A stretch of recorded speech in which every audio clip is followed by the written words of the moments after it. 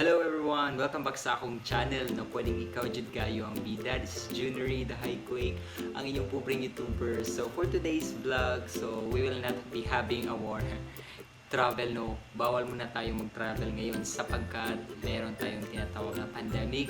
Hopefully, you will keep safe there. Wear your face mask and do not forget also to sanitize yourself.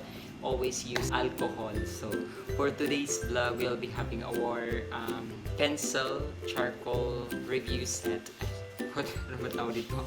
This charcoal and pencil sets review.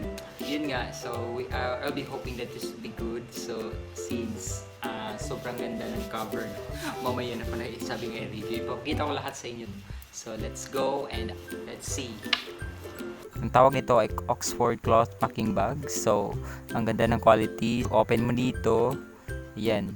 Sobrang makapal. So, sobrang thick ng cover. O nga no, from the name Oxford cloth packaging bag.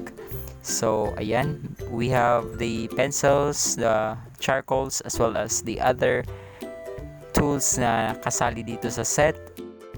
Ayan, ang dumi ng kamay ko. Meron tayong mga pencils dito. Blue ang color. 1, 2, 3, 4, 5, 6, 7, 8, 9, 10, 11, 12. May 12 pencils tayo. Ayan. And meron tayong mga charcoals dito. May tatlong from soft, medium, and hard.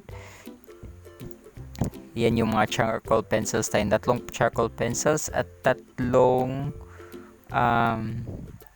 colored pencils din. Meron din tayo ditong tinatawag dito ay metal cutter, meron tayong graphite stick, blending stumps. Ayan, review natin to per pencil. Let's start from the first pencil, 4B, pencil na 4B. Isa sa mga pencils yun. At meron tayong charcoal pencil. Ito ay sample ng hard. Ayan, ito yung tip, pareho nito sa bottom din. Ayan, dumi talaga ng kamay ko. Ayan, ito yung charcoal pencil, isa sa mga charcoal pencils. Ayan, ito yung medium charcoal pencil, same lang doon. And as well as ito yung soft charcoal pencil.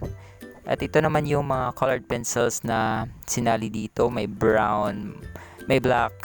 Ayan, may black, may red brown. Meron ding sepia. These are pastel pencils. At meron din tayong metal cutter. Ayan, metal cutter. Ang ganda. So, ito yung metal cutter. And ito naman yung tawag naman dito. Ano ba yung tawag dito?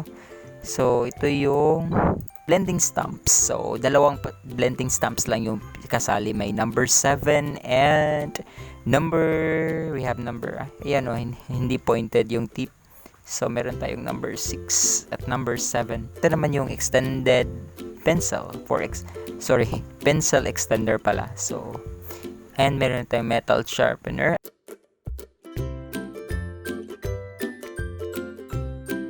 At isang vinyl eraser. So, meron ding kneaded eraser. So, ayan, parang clay lang, no? Na meron din tayong graphite sticks. So, from soft, medium, and hardened.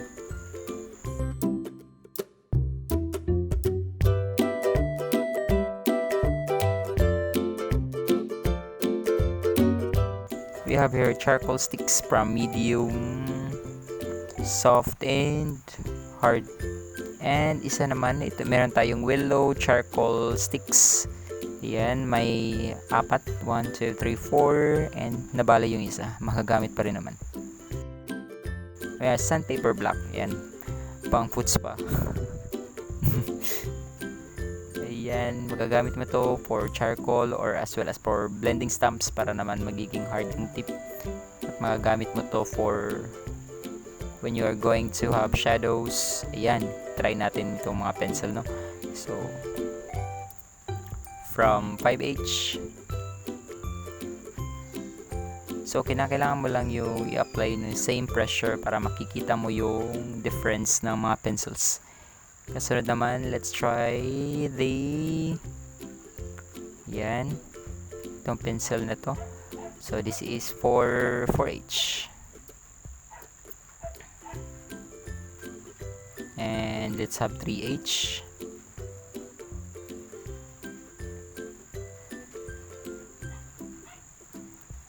kasunod we have here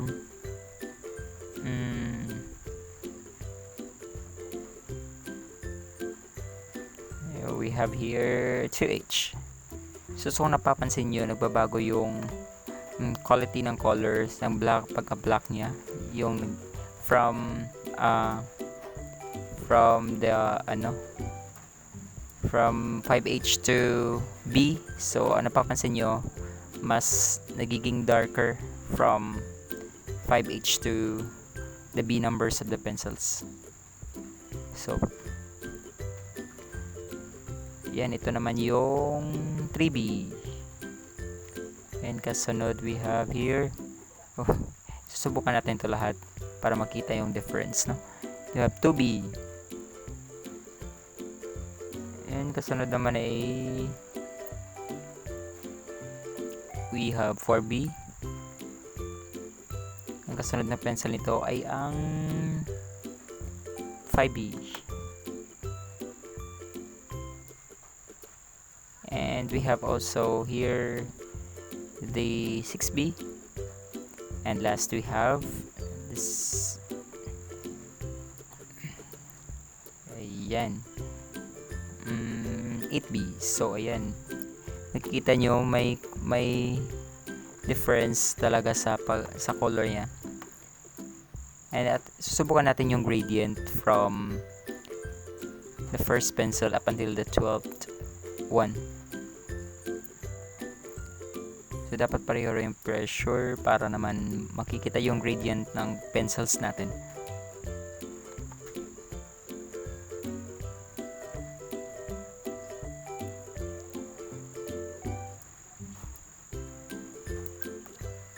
Makikita nyo na nagiging darker dito sa panghuli. So obviously from 5H to the B pencils, mas darker yung sa mga B pencils, no? Dahil yun sa tip niya. Yan. So nasusubukan naman natin ito ngayon ang graphite charcoal pencil. Pastel naman eh. Ayan. The charcoal pencil from hard, medium, and soft na na-color ko na sa kanina para hindi ko na-play yung video. Ayan, susubukan rin natin yung graphite sticks from hard, medium, and soft. So, the softer the charcoal or the pencils, the darker the color. And let's try the graphite stick. Ayan. Sorry, the charcoal sticks pala. So from hard, medium, and soft.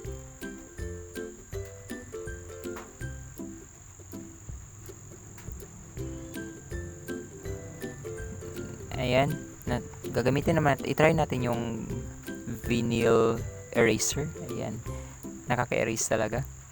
Isang vinyl eraser from the set of pencil and charcoal set na nire-review natin ngayon. And ngayon, gagawa naman tayo ng charcoal powder gamit ang Sandpaper Block. Ayan. Para naman masusubukan natin yung effectiveness ng Kneaded Eraser. Ayan. Parang clay lang para maging malinis ulit. So, ayan. Yung kasusunod, i-try natin yung matalas ba tong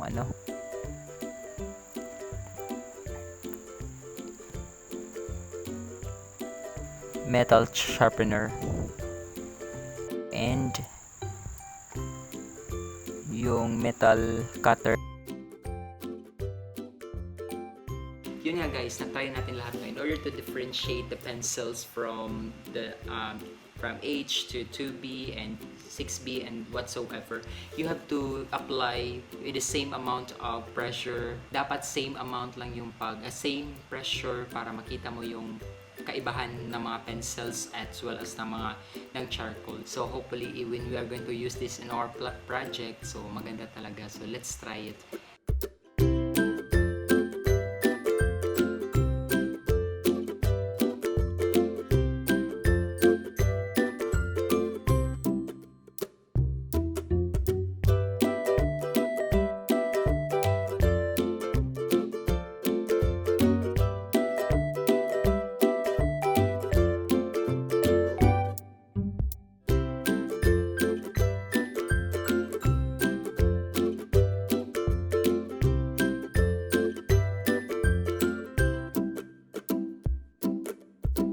So if nandyan ka pa rin nanonood dito, so if you are new to my channel, can you click the subscribe button and hit na rin ang notification bell para updated ka sa akong mga videos na agoy. Ayun nga guys, in fairness, maganda yung set na to, and you can get it for only 875. I will putting the link below. So if you are new to my channel, if may mga gusto kang ipagawa natin dito, just comment, as well as wag na rin kalimutang mag-subscribe and hit the notification bell para sa mga susunod pa nating video entry. If you wanted to have another review of different art sets, I'll be willing to do that. So this is Junior Red Highway. Agoy, ug daghang salamat.